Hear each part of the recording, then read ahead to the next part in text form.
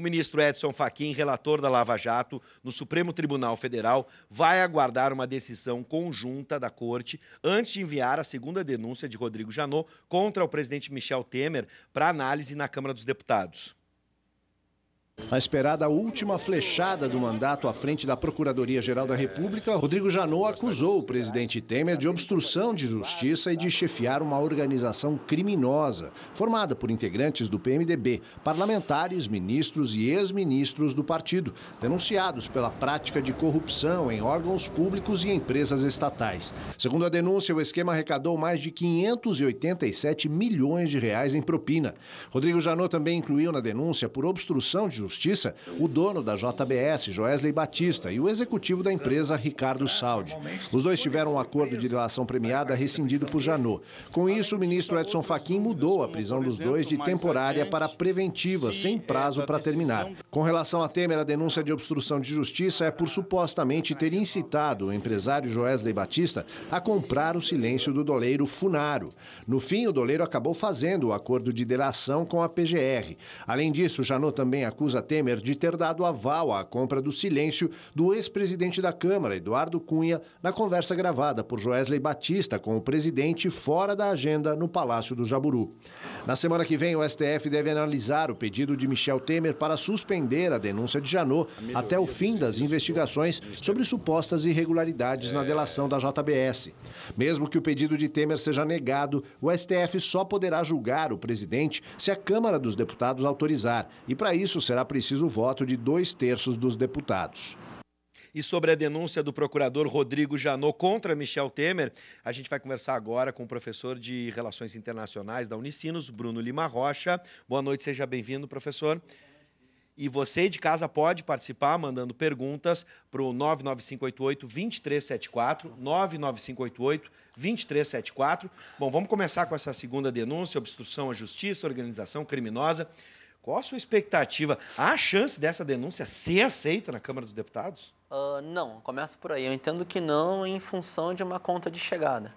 Hoje eu vi meios massivos de Rio, São Paulo, Brasília dizerem o seguinte, abre aspas, já puseram a bandeira 2 na composição de maioria da Câmara do Senado e vão tentar arrancar todas as benesses possíveis, né, nessa relação de troca de prebendas em função de apoio político.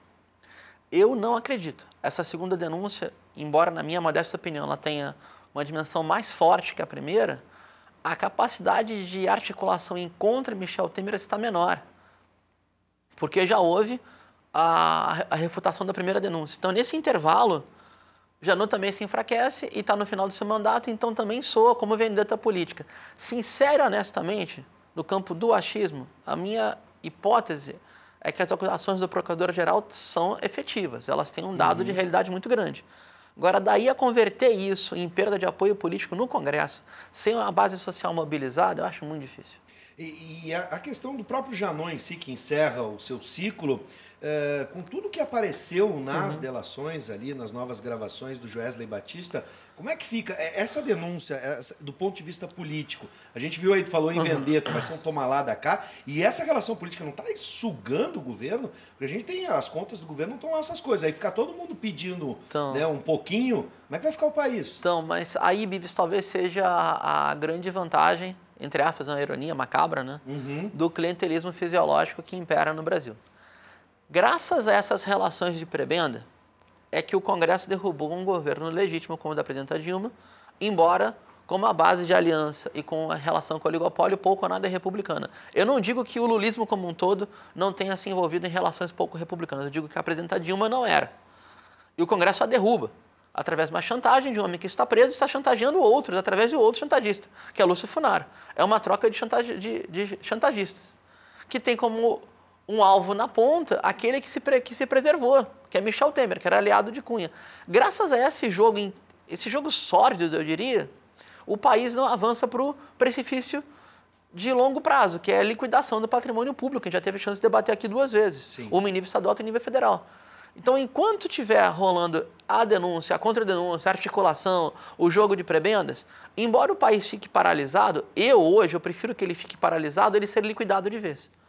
Com a venda da Eletrobras, por exemplo, que o jornalista Luiz Nassif deu como denúncia, que seria uma operação triangulada do maior grupo de financistas do Brasil. É um negócio absurdo. Eu não vou citar o nome aqui porque eu não tenho condição de bancar um advogado desse nível. Mas leiam o Luiz Nassif e entendam o que está por trás da Eletrobras. É uma dimensão absurda. Então, ele era liquidando o futuro energético do Brasil. Então, hoje, dadas as condições difíceis que nós estamos, Bifes, eu prefiro, como analista político, que o país se paralise nas relações Temer, Janot, Congresso e, com todo respeito à relação discricionária e essas provas ilatórias da Lava Jato, do que a gente entre numa agenda de coesão dos que deram o golpe econômico de impeachment em 2016 e avance para liquidar o patrimônio público do Brasil.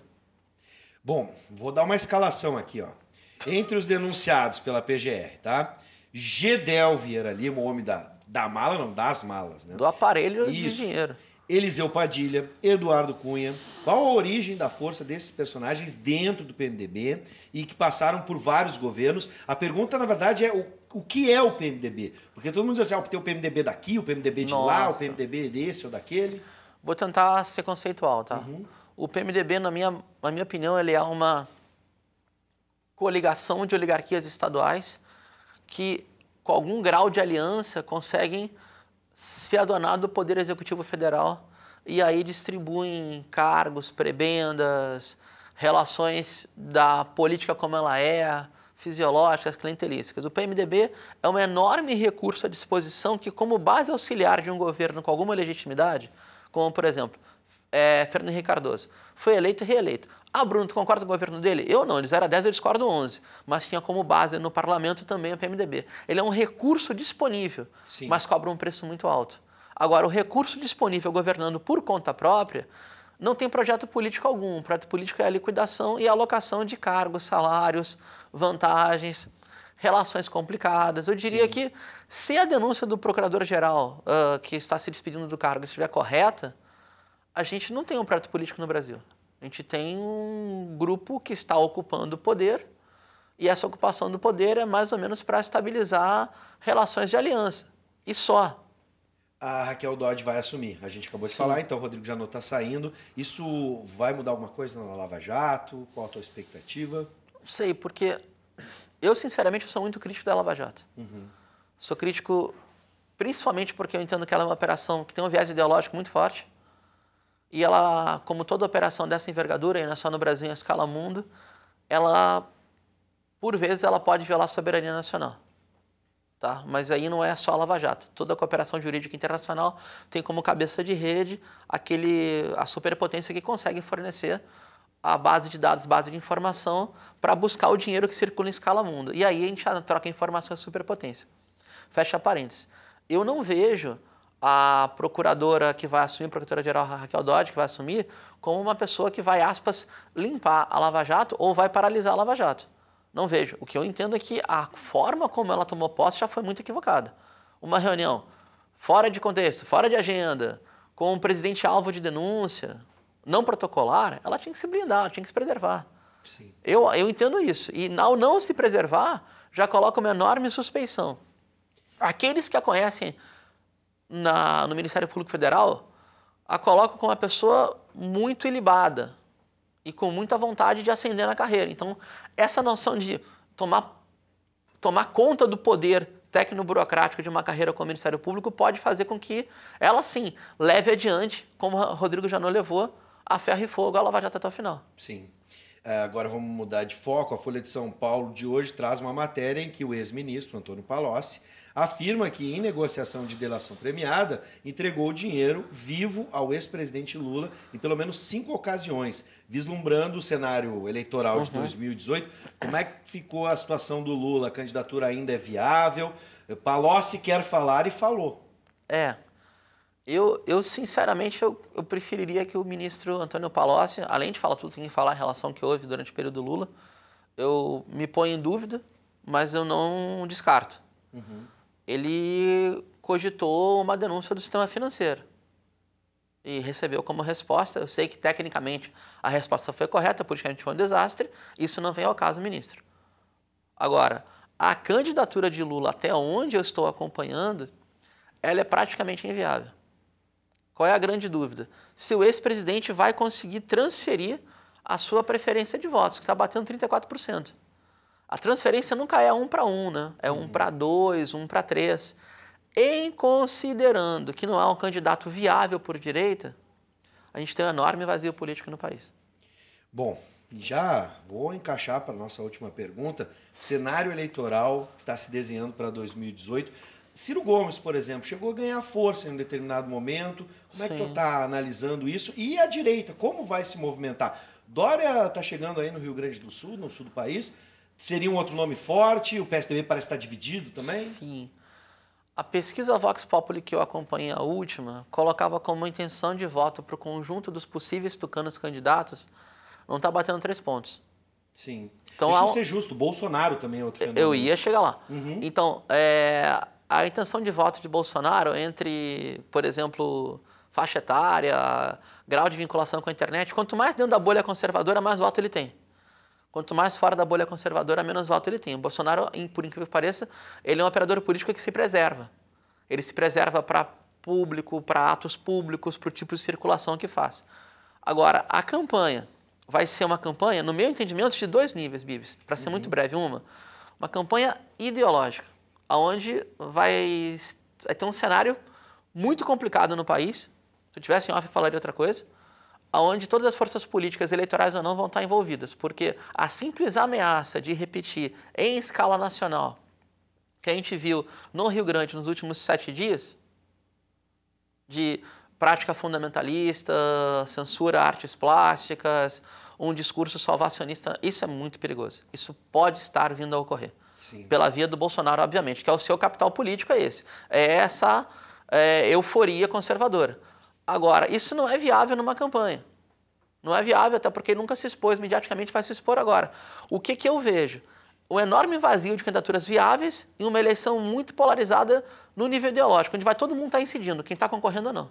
Essa polarização, só para fechar, numa reflexão, se a gente for olhar à esquerda, em um determinado momento se une e se separa. A gente viu isso até no processo de impeachment. Depois, a gente vê PSDB e PMDB que por hora foram aliados, hoje parece que a conjuntura não indica que vão se aliar de novo. Como é que fica? Tá tudo espraiado assim, ninguém, só por coligação a gente...